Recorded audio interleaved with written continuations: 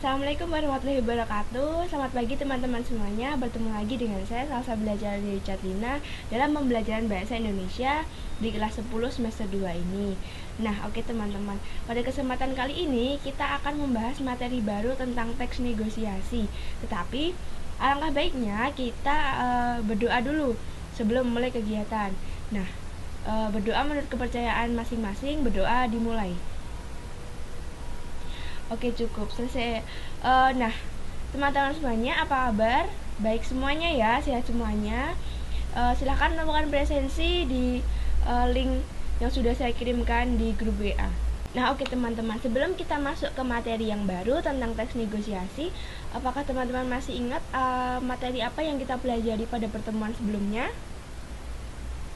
Ya, betul sekali. Kita materi yang kemarin kita mempelajari tentang cerita rakyat ya. Nah, cerita rakyat itu kan memiliki beragam macam. Nah, teman-teman apakah ada yang ingat? Sebutkan salah satu saja apa itu ragam dari cerita rakyat? Iya, betul sekali. Salah satunya contohnya adalah hikayat ya. Nah, hikayat itu sendiri adalah cerita Melayu klasik yang menonjolkan unsur-unsur penceritaan dengan berciri-ciri kemustahilan dan dari kesaktian para tokoh-tokoh yang diceritakannya. Nah, oke teman-teman. Setelah kita mempelajari tentang cerita rakyat tersebut, kita masuk ke materi yang baru tentang teks negosiasi. Nah, kita sebelumnya saya akan menjelaskan dahulu apa aja itu teks negosiasi dan apa saja yang akan kita pelajari, dan nantinya kita akan ada tanya jawab. Jadi saya akan menjelaskan dahulu, nanti kalian akan jika ada pertanyaan boleh ditanyakan di akhir pembelajaran. Oke teman-teman. Oke, yang pertama, pengertian dari teks negosiasi. Apa itu teks negosiasi? Sebelumnya teman-teman apakah ada yang tahu teks negosiasi itu apa? Oke teman-teman, jadi teks negosiasi itu adalah sebuah teks yang bertujuan untuk mencapai kesepakatan bersama antara pihak-pihak yang melakukan kepentingan yang berbeda. Nah, kedua belah pihak tersebut itu melakukan negosiasi untuk mempunyai hak terhadap hasil yang akan disepakati secara bersama-sama. Dan deskripsi lain dari negosiasi adalah proses tawar-menawar dengan jalan berunding untuk mencapai kesepakatan bersama. Jadi kedua belah pihak harus sama-sama menyepakati keputusan tersebut. Teman-teman semuanya, yang selanjutnya ada ciri-ciri dari teks negosiasi. Teks negosiasi ini memiliki 4 ciri. Yang pertama, adanya kesepakatan yang saling menguntungkan. Yang kedua, lebih ke tujuan praktis dan tidak bertele-tele. Yang ketiga adalah mengutamakan kepentingan bersama, dan yang keempat adalah sebagai sarana untuk menyelesaikan suatu permasalahan, seperti contohnya dijual beli di suatu pasar. Ada penjual dengan pembeli yang sama-sama melakukan negosiasi untuk menentukan harga yang cocok dan sama-sama saling menguntungkan. Nah, yang selanjutnya ada kaidah-kaidah kebahasaan dari teks negosiasi. Nah, kaidah kebahasaan dari teks negosiasi ini ada 6. Akan saya sebutkan. Yang pertama adalah menggunakan bahasa yang baik dan benar, tentunya dengan bahasa yang sopan. Lalu yang kedua adalah bersifat membujuk. Ketiga, berinteraksi antara satu sama lain. Yang keempat adalah adanya kesepakatan yang saling menguntungkan. Yang kelima, tidak boleh menyela pendapat dari pihak lain. Dan yang keenam adalah dilandasi pendapat dari fakta-fakta yang ada. Jadi tidak boleh mengada-ada begitu ya. Oke teman-teman, jika saya menjelaskan terlalu cepat boleh nanti bilang ya. Oke, untuk yang materi selanjutnya ada ciri-ciri kebahasaan. Nah, tadi kan sudah ada kebahasaan dari teks negosiasi. Nah, untuk selanjutnya adalah ciri-ciri kebahasaannya tersebut. Yang pertama adalah bahasa persuasif. Bahasa persuasif ini adalah bahasa yang dipakai untuk membujuk, mengajak, dan meyakinkan dari pihak lain. Yang kedua ada bahasa argumentatif. Bahasa argumentatif ini adalah bahasa yang digunakan untuk menyampaikan alasan dan pemberian bukti. Untuk yang ketiga adalah bahasa interogatif. Bahasa interogatif ini adalah bahasa untuk menyampaikan pertanyaan Lalu yang keempat ada bahasa yang santun. Bahasa ini ditandai dengan penggunaan konjungsi pengandaian seperti jika, kalau, bila, andai, dan masih banyak lagi. Untuk yang ciri yang kelima ada kalimatnya menggunakan kalimat deklaratif. Kalimat deklaratif ini adalah kalimat yang bertujuan untuk memberitakan sesuatu kepada pihak lain. Dapat juga disebut dengan kalimat berita atau kalimat pernyataan. Selanjutnya ada pula struktur-struktur dari teks negosiasi. Ada 7 struktur teks negosiasi. Yang pertama adalah orientasi. Orientasi ini biasanya berisi kalimat pembuka seperti ucapan salam atau sapaan, dan fungsinya itu untuk memulai sebuah negosiasi. Oke, struktur yang kedua adalah permintaan. Permintaan ini berupa barang atau jasa yang akan dibeli atau akan ditransaksikan oleh pembeli. Biasanya itu terjadi saat mencari barang yang ingin mereka atau ingin pembeli membeli barang tersebut. Oke, struktur teks negosiasi yang ketiga adalah pemenuhan. Pemenuhan ini adalah biasanya berisi tentang pemenuhan barang yang tersedia yang dijualkan. Struktur yang keempat adalah berupa penawaran. Nah, penawaran ini merupakan puncaknya dari sebuah negosiasi. Dan di situ terjadilah kedua belah pihak itu saling tawar-menawar atau yang biasa kita sebut dengan nego atau negosiasi. Yang kelima, struktur yang kelima adalah persetujuan.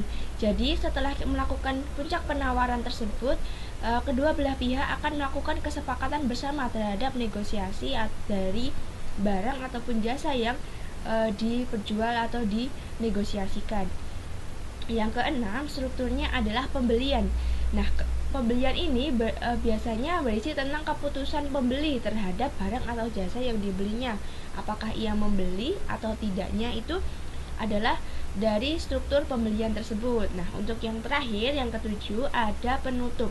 Penutup ini biasanya berisi kalimat penutup seperti salam atau ucapan terima kasih karena sudah terjadi kesepakatan atas negosiasi yang telah dilakukan. Teman-teman semuanya, yang selanjutnya ada langkah-langkah dari menulis teks negosiasi. Jika teman-teman akan menulis teks negosiasi, harus memperhatikan 5 hal yang akan saya sebutkan.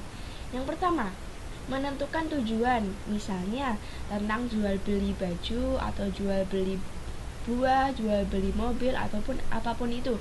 Nah, untuk yang kedua, kalian harus menentukan pihak-pihak yang berkaitan, misalnya jual beli di pasar. Nah, pihaknya itu adalah penjual dan pembeli. Nah, oke. Untuk yang ketiga adalah menentukan masalah seperti harganya yang akan dinegosiasikan atau apapun itu. Dan untuk yang keempat, langkah-langkahnya yang keempat adalah menentukan solusi dari penawaran. Nah, di sini terjadi saling tawar-menawar antara penjual dan pembeli. Dan untuk yang langkah-langkah yang terakhir, yang kelima adalah menentukan hasil akhir, yaitu saling menguntungkan atas kesepakatan yang sudah dinegosiasikan bersama-sama. Dan semuanya harus sama-sama untung dan tidak boleh ada salah satu yang rugi, seperti itu. Untuk selanjutnya ada tujuan dari negosiasi. Negosiasi itu selain untuk menyelesaikan suatu perkara, kita juga memiliki tujuan jika melakukan negosiasi. Yang pertama adalah menyelesaikan jalan keluar dari permasalahan secara bersama-sama. Lalu yang kedua adalah mencapai kesepakatan bersama dan saling pengertian. Dan yang ketiga, yang terakhir adalah mencapai kondisi yang menguntungkan tanpa ada yang dirugikan salah satu pihaknya. Oke teman-teman semuanya, setelah materi-materi yang sudah saya jelaskan sebelumnya, sekarang masuk ke contoh-contoh dan pola-pola teks negosiasi. Oke, di dua ini ada dua teks, contoh teks sebuah negosiasi yang dilakukan. Teks yang pertama ini negosiasi antara penjual dan pembeli.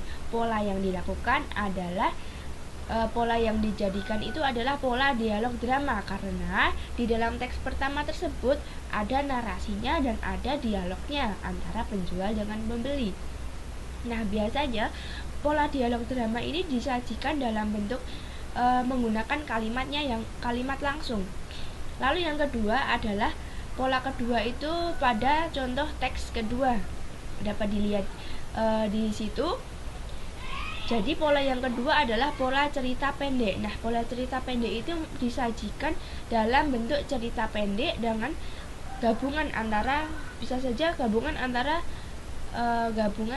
narasi dengan dialog. Nah, oke, untuk contoh yang selanjutnya adalah contoh negosiasi yang tulis berupa surat.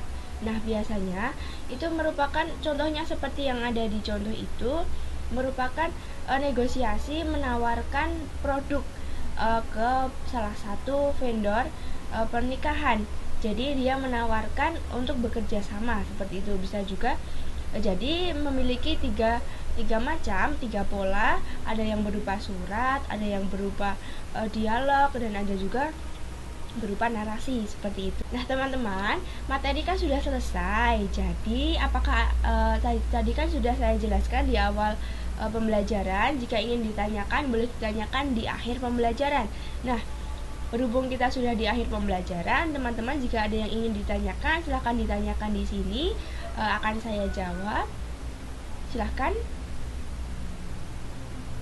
Oke, teman-teman, kalau belum ada pertanyaan, saya yang akan bertanya ya. Ada 2 pertanyaan di sini. Yang pertama, mengapa harus ada negosiasi? Siapa yang bisa menjawab? Oke, benar sekali. Jadi mengapa harus ada negosiasi? Karena negosiasi itu bertujuan baik untuk menyelesaikan suatu permasalahan yang dilakukan oleh beberapa pihak, kedua belah pihak, dan untuk mengatasi negosiasi itu juga harus menentukan kesimpulan berupa kesepakatan bersama. Oke, pertanyaan kedua untuk teman-teman, bagaimana kalau tidak ada kesepakatan bersama antara dua belah pihak yang melakukan negosiasi? Ada yang bisa menjawab? Oke, betul sekali. Jadi, benar yang dikatakan tadi. Jika tidak ada kesepakatan dalam negosiasi, maka negosiasi ini tidak akan berjalan dengan baik. Bisa juga tidak akan terjadi negosiasi ya, tidak akan terjadi. Nah, oke, teman-teman semuanya. Karena materi dan tanya jawab sudah kita laksanakan, pada penutupan pembelajaran kita kali ini saya akan menjelaskan tentang soal-soal evaluasi yang harus kalian kerjakan. Nah, soal-soal ini kalian kerjakan melalui Google Form yang saya kirimkan di grup WA setelah pembelajaran ini selesai. Nah, pertanyaan-pertanyaan yang harus kalian jawab adalah berkaitan tentang materi yang kita pelajari pada hari ini, tentang teks negosiasi. Ada 5 pertanyaan yang harus kalian jawab. Ada deskripsikan tentang apa itu negosiasi, tujuan negosiasi, ciri-ciri negosiasi, dan kalian akan disuruh untuk menyebutkan pola-pola negosiasi dan menjelaskannya. Dan yang terakhir, kalian harus membuat satu buah teks dialog negosiasi antara penjual dengan pembeli. Terserah antara penjual pembeli dengan menjual apapun itu terserah. Buatlah satu teks dialog tersebut. Nah, untuk deadline pengumpulan harus hari ini maksimal pukul 6 sore. Setelah jam 6 sore link tidak akan bisa diakses kembali. Oke, teman-teman semuanya, untuk pembelajaran kali ini sudah selesai. Alangkah baiknya teman-teman mengucapkan hamdalah bersama-sama. Nah, oke teman-teman, pada pembelajaran kali ini dapat saya simpulkan bahwa teks negosiasi ini adalah disebut juga dengan bentuk interaksi yang dilakukan untuk mencapai kesepakatan. Nah, negosiasi ini biasanya dilakukan oleh dua pihak, bahkan lebih, dengan kepentingan yang saling bertentangan dan berkehendak untuk memecahkan suatu permasalahan yang dihadapinya bersama. Nah, dalam beberapa kasus, negosiasi ini melibatkan pihak ketiga atau biasa kita kenal dengan negosiator. Nah, negosiator ini adalah orang yang berperan aktif sebagai penengah bagi pihak-pihak yang melakukan negosiasi dan biasanya mempunyai keahlian dalam bidang negosiasi serta etika bisnis yang baik. Oke teman-teman, karena pembelajaran kita sudah selesai, boleh jika ada yang ditanyakan boleh ditanyakan di grup WA. Nanti silakan dipelajari lagi materinya, tetap semangat, tetap dipelajari. Semoga kalian bisa memahaminya dengan baik apa yang sudah saya sampaikan. Kalau belum kalian pahami, bisa dipahami sendiri dengan melihat buku paket yang kalian miliki. Nah, semangat belajar karena materi ini juga akan keluar pada ujian akhir semester yang akan dilaksanakan setelahnya. Pada materi yang akan datang, kita akan mempelajari tentang berdebat dengan indah. Nah, dalam berdebat itu kita akan mempelajari apa saja. Yang pertama, esensi dari debat. Yang kedua, bagian-bagian dalam debat. Yang ketiga adalah menganalisis isi debat. Dan yang terakhir adalah berlatih praktek debat. Jadi kalian nantinya setelah menjelaskan apa itu teori-teori, setelah kalian mencerna dengan baik, pahami dengan baik, nanti kita akan melakukan praktek debat pada akhir pembelajaran. Seperti itu ya teman-teman semuanya. Oke, pembelajaran kali ini sudah selesai. Silahkan dikerjakan kuisnya. Detail pengumpulan sampai hari ini jam 6 malam ya teman-teman semuanya. Oke, pembelajaran sudah selesai. Alangkah baiknya kita sudah memulai dengan doa. Kita juga akan mengakhiri dengan doa. Berdoa menurut kepercayaan masing-masing. Berdoa dimulai. Baik, terima kasih. Oke teman-teman semuanya, terima kasih telah mengikuti pembelajaran pada pertemuan kali ini.